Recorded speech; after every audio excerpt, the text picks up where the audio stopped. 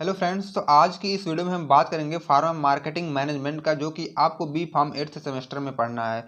तो हमारी चल रही थी यूनिट नंबर फर्स्ट। तो आज हम देखेंगे यूनिट नंबर फर्स्ट में अपना इंडस्ट्री एंड कंपैरेटिव एनालिसिस, और इसके पहले जितने भी लेक्चर थे ऑलरेडी चैनल पर अपलोड हो चुके हैं। आज की इस वीडियो में बात करेंगे analysing consumer buying behaviour and industrial buying behaviour, जो कि आपके एग्जाम पॉइंट ऑफ व्यू से बहुत ही इंपॉर्टेंट हो जाता है, क्योंकि यहाँ से 10 या 7 मार्क्स का क्वेश्चन डायरेक्ट आपके एग्जाम में पुटअप किया जाता है। तो वीडियो को बिना स्किप किए लास्ट तक हमें देखना है, क्योंकि यह आपके एग्जाम के लिए बहुत ही इंपॉर्टेंट हो जाता है। तो सबसे पहले हमारी जो हेडिंग स्टार्ट होने जा रही है वह है एनालाइजिंग कंज्यूमर बाइंग बिहेवियर। ठीक है, जैसे कि आप ही हो, अगर कोई भी चीज़ या प्रोडक्ट या मेडिसिन से रिलेटेड कोई मेडिसिन खरीदने जाते हो, तो आपके माइंड में पहले कुछ उसके बारे में या उसका नॉलेज आपके दिमाग में सेटअप चलता है कि हमें कैसे लेना है, क्या करना है, कितनी प्राइस होगी। ठीक है, मीन्स सीधे सीधे कहने का सेंस ये है कि कोई भी प्रोडक्ट खरीदने से पहले आप क्या सोचते हो। ठीक है, आप तो यही सोचते हो कि वह प्रोडक्ट हमारे लिए कितना अच्छा है, कितना खराब है, कितने पैसे में मिलेगा, यही से तो हमारे आप सोचते हैं ना।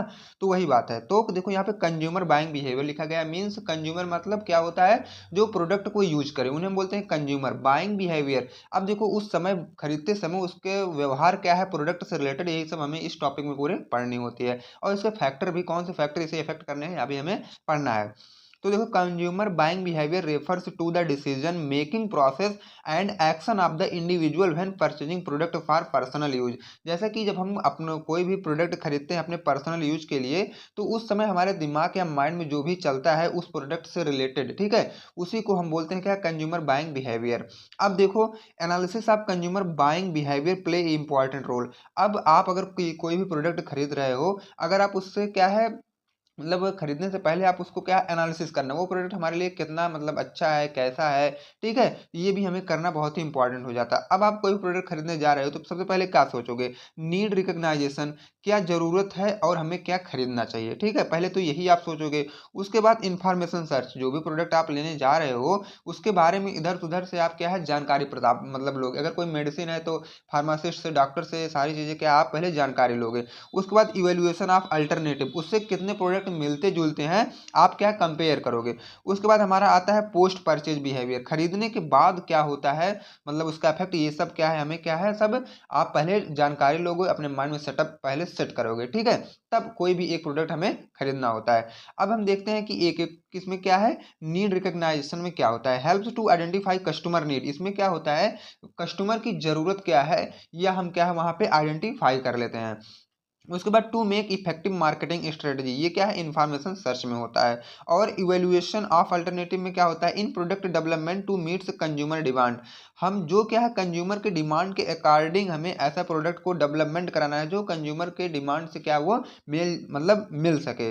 अब उसके बाद देखो, परचेज डिसीजन में क्या होता है, इंप्रूव कस्टमर रिलेशनशिप। इसमें क्या होता है कि कस्टमर रिलेशनशिप को हमें क्या है अच्छा करना है। अब पोस्ट परचेज बिहेवियर में होता है, helps in predicting future sales trends. अब देखो, इसमें पोस्ट परचेज बिहेवियर में क्या होता है कि मतलब फ्यूचर में हमारा प्रोडक्ट का कितना सेल्स रहेगा, ये हमें पता चल जाता है पोस्ट परचेज बिहेवियर में। ओके फ्रेंड्स, तो आई होप आपको इतना समझ में आया होगा। अगर आप चैनल पर नए हैं तो चैनल को सब्सक्राइब कर लें और वीडियो को लाइक भी कर दें। अब हम नेक्स्ट वाला देखते हैं कि फैक्टर, इसको कौन कौन से फैक्टर अफेक्ट करते हैं, यह भी हम एक ही वीडियो में देख लेते हैं। अब देखो, factor affecting consumer buying behaviour.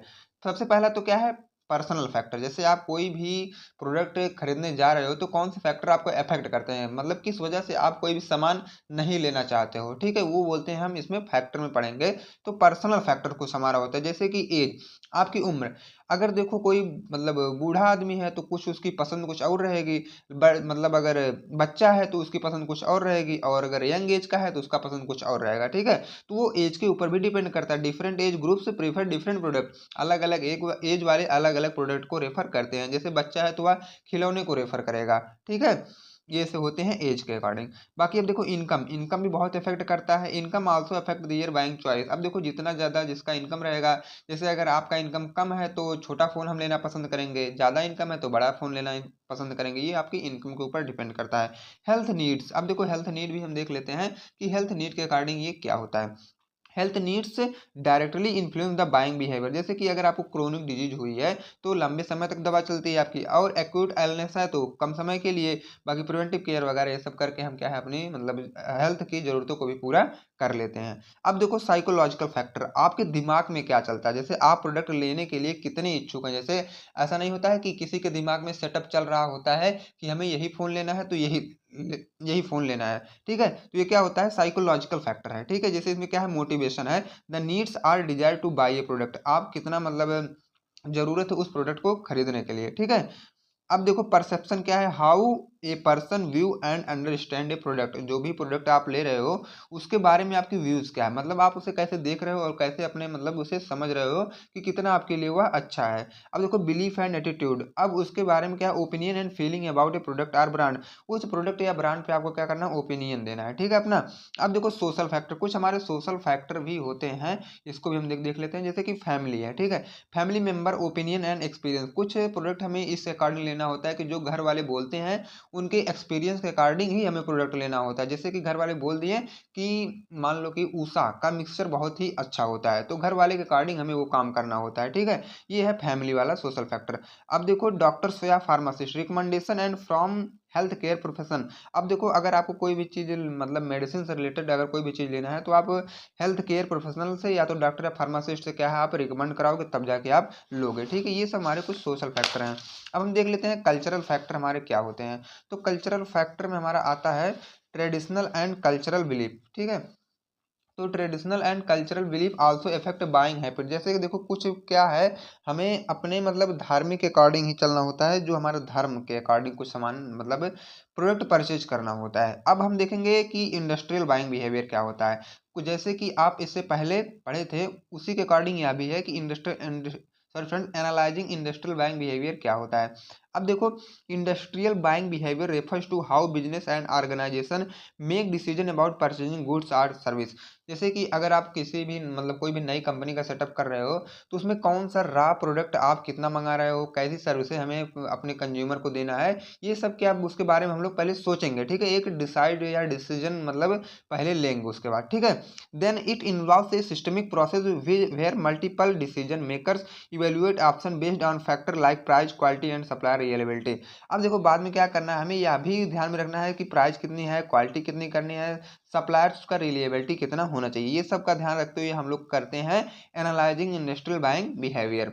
अब इसका भी हम लोग फैक्टर देख लेंगे आगे, बट अभी इससे पहले इंडस्ट्रियल बाइंग प्रोसेस क्या होती है हम इसको देखते हैं। There are following steps which involve in industrial buying process, जैसे कि इससे पहले भी हम लोग ये देखा था कि कस्टमर की नीड क्या होती है, रिसर्च स्पेसिफिकेशन, इसमें क्या करना है आपको, सबसे पहले कि कस्टमर की नीड मतलब आइडेंटिफिकेशन ऑफ नीड्स क्या है। First of the all organisation identify the need of product to fulfil client need, अब जो क्लाइंट की नीड है, जैसे कंपनी कोई प्रोडक्ट बना रही है तो कस्टमर के डिमांड के अकॉर्डिंग बनाएगी तभी तो उसका प्रोडक्ट चलेगा, तो वही बात है ये। अब जो सेकंड वाला आता है research and specification, detail requirement are outline including quality and quantity, अब देखो कोई भी प्रोडक्ट आप बनाते हो तो उस प्रोडक्ट पे हमें लेबल करना होता है ना, लेबलिंग ना, तो उसी लेबलिंग पे आपको आउटलाइन कर देना है, इंक्लूड क्वालिटी एंड क्वांटिटी सबका क्या है आपको डिटेल लिख देना है, आपके प्रोडक्ट के ऊपर लेबल लगा देना है।